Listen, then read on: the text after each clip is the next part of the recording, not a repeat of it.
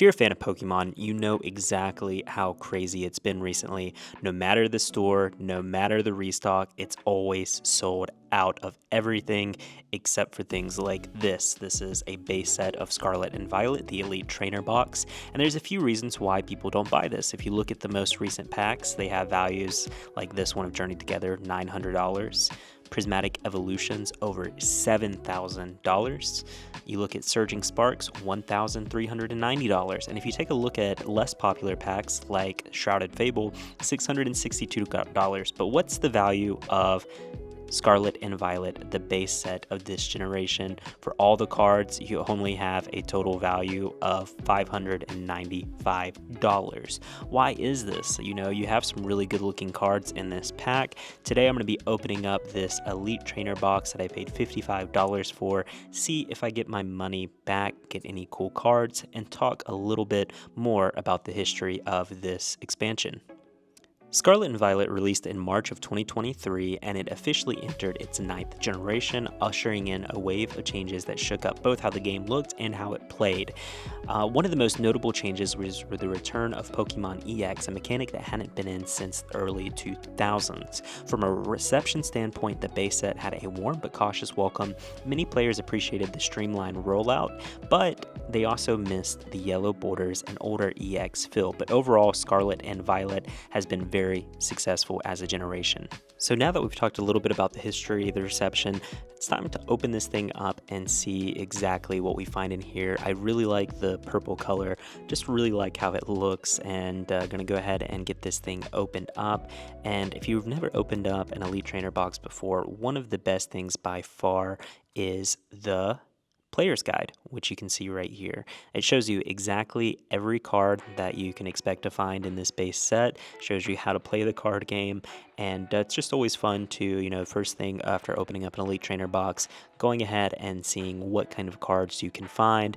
And I always like to kind of pick out one or two that I really hope to get from this set that may not be the most valuable, but would be one that would be really cool to have in my collection. So again, as you can see right here, just has everything that you can find. I'm going to go ahead and pull that to the side and show you exactly what you get in this Elite Trainer box right here. So once you remove the top, of course, you have a box that you can put your cards in after you open up all the packs. You have this divider, and the first thing is these card holders, which of course has the same design, same colorway, has this nice gold color, and then this code card. Feel free to use that. I never use my code cards. And then you get this really nice promo card. Really like that. It's always nice to at least get one cool card whenever you open one of these, and then all of your energies. Those are going to stay in their wrapper, and I always find these really useful as well. You have the dividers. I have a large box that I keep all of my cards in, and it's always nice just to use these and have these on hand if I need to move some out. And you have these coins, and then of course the dice. Both of those are going to stay right there, but as always, the real star of the show is the fact that you're getting 9 packs, which is so incredible to get in this day and age of trying to collect Pokemon cards. It's so hard to get any, and if you collect them, you know how hard it is. So I'm going to go ahead and get these things open. We have this first pack here. If you're new to this channel, every single time I open up a card pack, I always like to talk about the first card that is pulled. That's just what I like to do. And today we have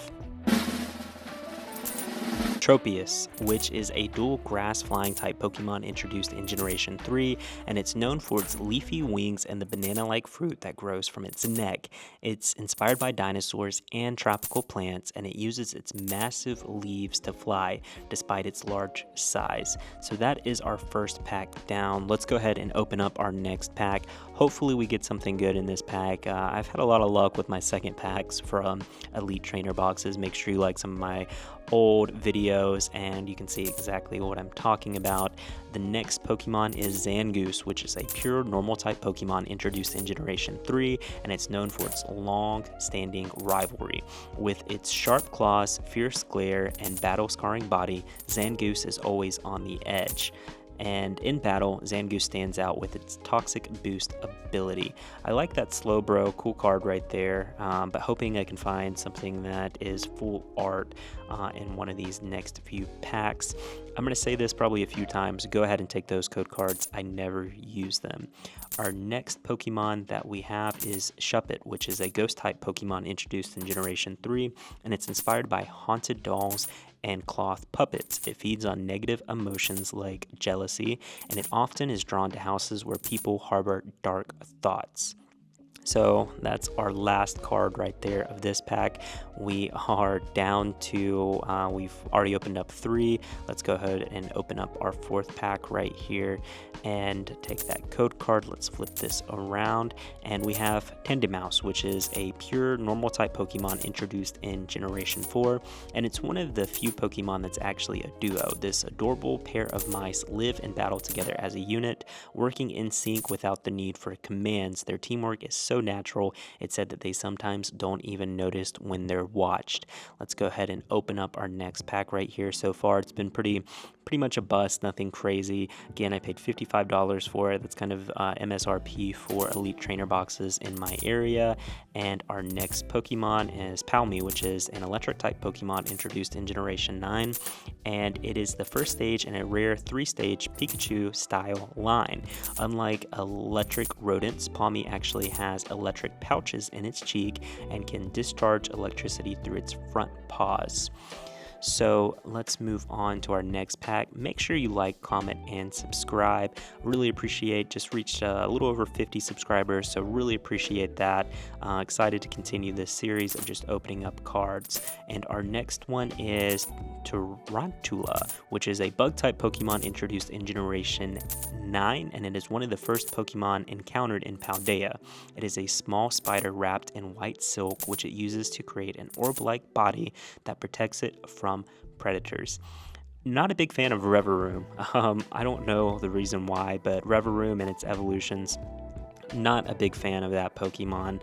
I think it's just because I get it so often when I'm opening up my packs, but for some reason always get that. Next is Clawitzer, which is a water-type Pokemon introduced in Generation 6, and it has massive claws that act like a high-powered cannon, able to fire water bullets with pinpoint accuracy and tremendous force, and it's inspired by a real-life pistol shrimp.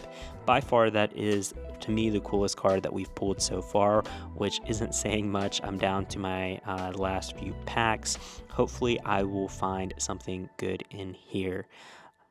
Again, thank you those who have been supporting me. I really appreciate your support and subscribing. Don't forget to subscribe. Next is Greavard, which is a pure ghost-type Pokemon introduced in Generation 9, and it's one of the most adorable and eerie Pokemon in Paldea. It resembles a fluffy ghost puppy with a candle on its head and likes to hide underground, popping up as a surprise to unsuspecting trainers.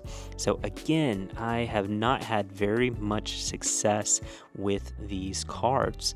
I'm down to my last pack. I definitely did not make my money back on this, I know that for certain, without even pulling up all my cards. But let's see who our last Pokemon of the day is, and that's Wiglet, which is a water-type Pokemon introduced in Generation 9. And then although it does look like a Diglett, it's actually a completely different species. It's inspired by garden eels, and it lives in sandy coastal areas, poking its head out in the ground to sense its surrounding with its excellent sense of smell. So this is everything right here that we were able to pull, and out of our Scarlet and Violet base set, we were not able to find anything too crazy. But let's go ahead and go through our values. Our first pack was there. That's our second pack's value. Our third pack's down there. Our fourth pack's up here. Our fifth pack's value is up in that corner. Our sixth pack is right there in the middle. Seventh is over to the left. That is in the top right corner. And then our last pack is over here to the left. So overall, this is how much I paid. This is its value. And that is what is left over.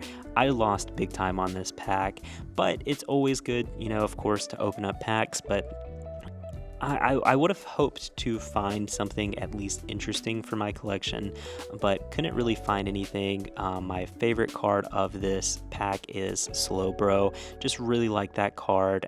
Just cool looking. But again, didn't find anything too crazy so far. So can I say that Scarlet and Violet is worth it for the base pack? I really can't value-wise, and again, your results may vary, but again, it's part of the collection, part of opening up cards and finding something cool. You're not going to find those really expensive cards like I mentioned earlier, like some of the other recent ones, but you might find something cool. Speaking of cool, if you like this card, I will be giving it away and announcing the person who gets it in my next video. All you have to do is make sure you like, comment, and subscribe, and put in the comments your favorite Pokemon, and at my next video, I'll be giving that card away. Thank you so much for watching. Make sure you subscribe, and I really appreciate all your support. Until next time.